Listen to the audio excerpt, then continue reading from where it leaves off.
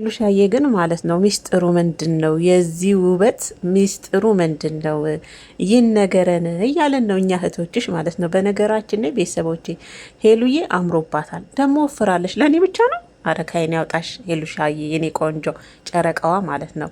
ካይን ያውጣሽ ብለናል የኔ ውድ። የእውነቴ ነው ሄሉ ወፍራለች፣ አምሮባታል። ከምሬን ነው ምላችሁና ሄሉሻዬ ሚስጥሩ ይነገረን ለእህቶችሽ እያለን ነውና በዚህ አጋጣሚ ምርጦችዬ ዛሬ ሄሉና ናቲ ታርቀው በሰላም በራሱ በናቲ ዩቱብ ቻናል እንዲመጣልን ነው የምንፈልገው። የእውነት እኛ ጭቅጭቅ ደክሞናል። እዛ ጋር ስንሄድ ጭቅጭቅ ነው፣ እዛ ጋር ስንሄድ ጭቅጭቅ ነው። አብርሽንና ሩታን ለማስታረቅ የጎንበስ ቀና እያለን ነው።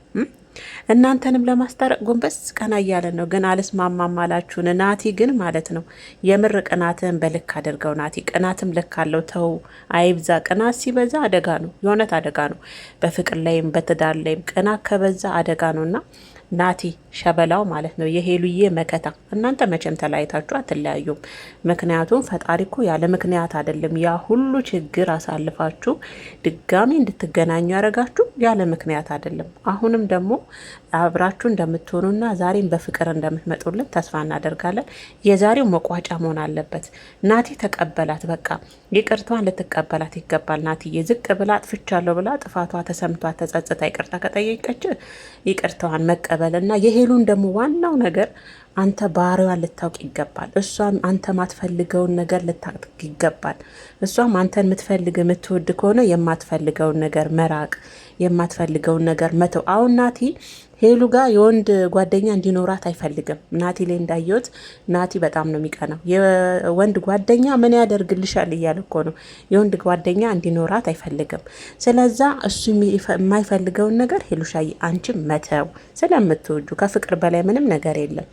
እሱም ደግሞ የአንቺን ባህሪ መረዳት። እንደዛ ስትሆኑ ነው ተቻችላችሁ ምርጥ ፍቅር መገንባት የምትችሉት። ከዛ ለወደፊት ምርጥ ትዳር የሚኖራችሁ አንቺ እሱም የማይፈልገውን ስታቂ ስትተይ፣ እሱም ያንቺን ባህሪ ሲሸከም ባህሪሽን ሲያቅ ሲረዳሽ ውስጥሽን በደንብ እንጂ ያለበዛ ከባድ ነው። ናቲም ደግሞ ቅናትን በልክ አድርገው።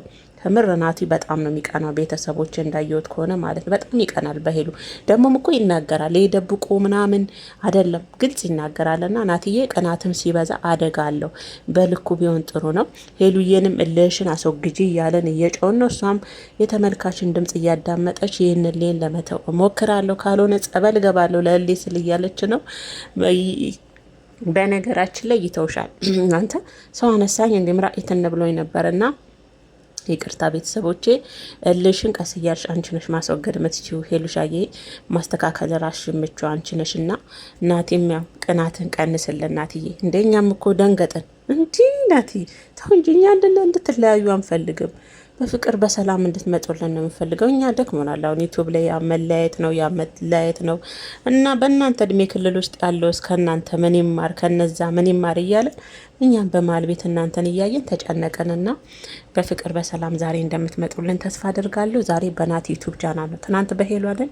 ዛሬ በሷ ይለቀቃል፣ ይቋጫል። ግን ዛሬም ከረዘመ ናቲ እንደ ትናንትናው ይቅርታን አልቀበልም ብለ ድጋሚ ወደ ኋላ እየተመለስክ ወይንሽን እያልክ ድጋሚ ቪዲዮ ለነገ የምታሳልፍ ከሆነ እውነት እናዝናለን። ምክንያቱም እኛ የእናንተን ሰላም ፍቅር ነው የምንፈልገው። እና ዛሬ እንግዲህ ሄሉሻዬን ከየት አመጣሻት ካላችሁ ላይቭ ላይ ቻት ነው። በነገራችን ላይ ዛሬ ላይቭ በጊዜ ገብታለች። አምሮባታል። ብታዋቱ ፍር ብላለች። ነገሩ ሄሉሻዬ እኮ በጣም ተቀይራለች። ከምር ጀግና ናት እኮ። በነገራችን እኔ ጀግና ሴት ደስ ትለኛለች። በቃ ራሷ የምትለውጥ ለራሷ ማድረግ የሚችል በቃ የሆነ ጠንካራ ሰርታ መለወጥ የምትችል እሷ። በነገራችን ላይ ሄሉ ለቤተሰቦቿም የሆነች ናት አይደለም ለራሷና ሄሉሻዬ በዛውም ልክ አንቺም የራስሽ ህይወት ያስፈልግሻልና እንግዲህ ያንን መጥፎ ባህሪ እልህ በቀል የሚለውን አስወግደሽ ከናትዬ ጋር ወደፊት እንደምትቀጥሉ ተስፋ እናደርጋለን።